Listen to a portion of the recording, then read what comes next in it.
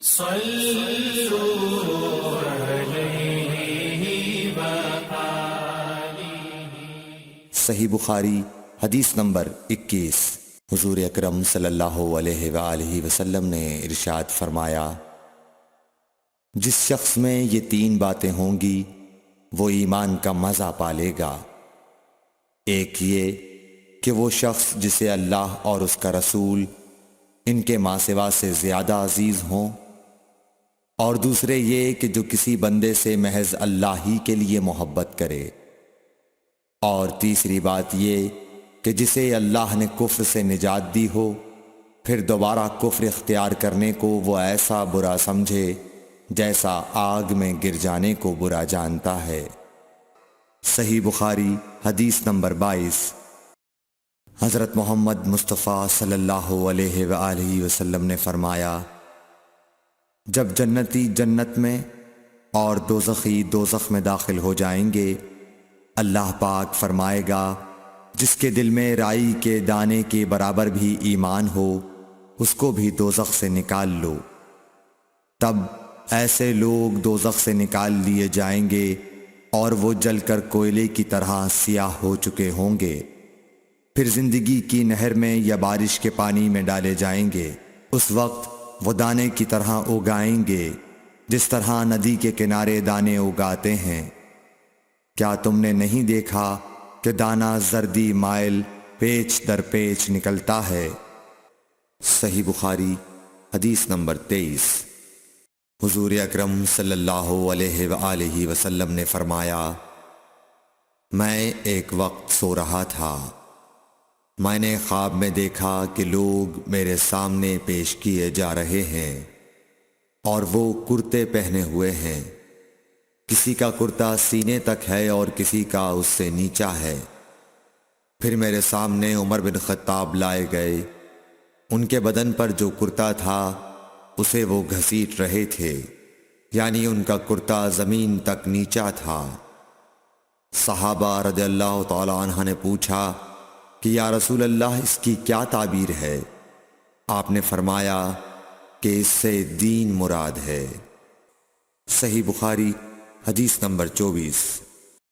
ایک مرتبہ رسول کریم صلی اللہ علیہ وسلم ایک انصاری شخص کے پاس سے گزرے، اس حال میں کہ وہ اپنے ایک بھائی سے کہہ رہے تھے کہ تم اتنی شرم کیوں کرتے ہو؟ آپ نے اس انصاری سے فرمایا کہ اس کو اس کے حال پر رہنے دو، کیونکہ حیا بھی ایمان ہی کا ایک حصہ ہے۔ صحیح بخاری حدیث نمبر 25۔ رسول اللہ صلی اللہ علیہ وسلم نے فرمایا، مجھے اللہ کی طرف سے حکم دیا گیا ہے کہ لوگوں سے جنگ کروں اس وقت تک کہ وہ اس بات کا اقرار کر لیں کہ اللہ کے سوا کوئی معبود نہیں ہے، اور یہ کہ محمد صلی اللہ علیہ وسلم اللہ کے سچے رسول ہیں، اور نماز ادا کرنے لگیں اور زکوٰۃ دیں۔ جس وقت وہ یہ کرنے لگیں گے تو مجھ سے اپنے جان و مال کو محفوظ کر لیں گے سوائے اسلام کے حق کے۔ رہا ان کے دل کا حال تو ان کا حساب اللہ کے ذمہ ہے۔ صحیح بخاری حدیث نمبر 26۔ رسول اللہ صلی اللہ علیہ وسلم سے دریافت کیا گیا کہ کون سا عمل سب سے افضل ہے؟ فرمایا، اللہ اور اس کے رسول پر ایمان لانا۔ کہا گیا اس کے بعد کون سا؟ آپ نے فرمایا کہ اللہ کی راہ میں جہاد کرنا۔ کہا گیا پھر کیا ہے؟ آپ نے فرمایا حج مبرور۔ صحیح بخاری حدیث نمبر 27۔ رسول اللہ صلی اللہ علیہ وسلم نے چند لوگوں کو کچھ عطیہ دیا اور سعد وہاں موجود تھے۔ وہ کہتے ہیں کہ رسول اللہ صلی اللہ علیہ وسلم نے ان میں سے ایک شخص کو کچھ نہ دیا، حالانکہ وہ ان میں مجھے سب سے زیادہ پسند تھا۔ میں نے کہا حضور آپ نے فلاں کو کچھ نہ دیا، میں اسے مومن گمان کرتا ہوں۔ آپ نے فرمایا مومن یا مسلمان؟ میں تھوڑی دیر چپ رہ کر پھر پہلی بات دہرانے لگا۔ حضور صلی اللہ علیہ وسلم نے بھی دوبارہ وہی جواب دیا۔ پھر آپ نے فرمایا کہ اے سعد، باوجود یہ کہ ایک شخص مجھے زیادہ عزیز ہے، پھر بھی میں اسے نظر انداز کر کے کسی اور دوسرے کو اس خوف کی وجہ سے یہ مال دیتا ہوں کہ وہ اپنی کمزوری کی وجہ سے اسلام سے پھر جائے اور اللہ اسے آگ میں اوندھا ڈال دے۔ صحیح بخاری حدیث نمبر 28۔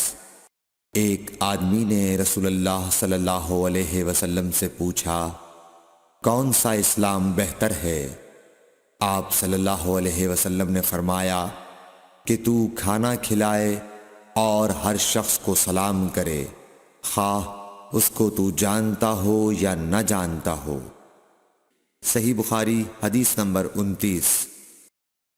حضرت صلی اللہ علیہ وسلم نے فرمایا، مجھے دوزخ دکھلائی گئی تو اس میں زیادہ تر عورتیں تھیں جو کفر کرتی ہیں۔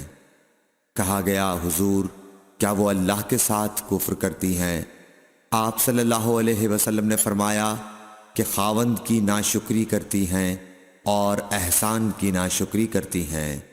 اگر تم عمر بھر ان میں سے کسی کے ساتھ احسان کرتے رہو، پھر تمہاری طرف سے کبھی کوئی ان کے خیال میں ناگواری کی بات ہو جائے تو فوراً کہہ اٹھے گی کہ میں نے کبھی بھی تجھ سے کوئی بھلائی نہیں دیکھی۔ صحیح بخاری حدیث نمبر 30۔ حضرت صلی اللہ علیہ وآلہ وسلم فرماتے تھے، جب دو مسلمان اپنی اپنی تلواریں لے کر بھڑ جائیں تو قاتل اور مقتول دونوں دوزخی ہیں۔ عرض کیا گیا، یا رسول اللہ، قاتل تو خیر ضرور دوزخی ہونا چاہیے، مقتول کیوں؟ فرمایا، وہ بھی اپنے ساتھی کو مار ڈالنے کی حرص رکھتا تھا، موقع پاتا تو وہ اسے ضرور قتل کر دیتا، دل کے عزم صمیم پر وہ دوزخی ہوا۔ Thanks for watching. Don't forget to like, comment, share and subscribe to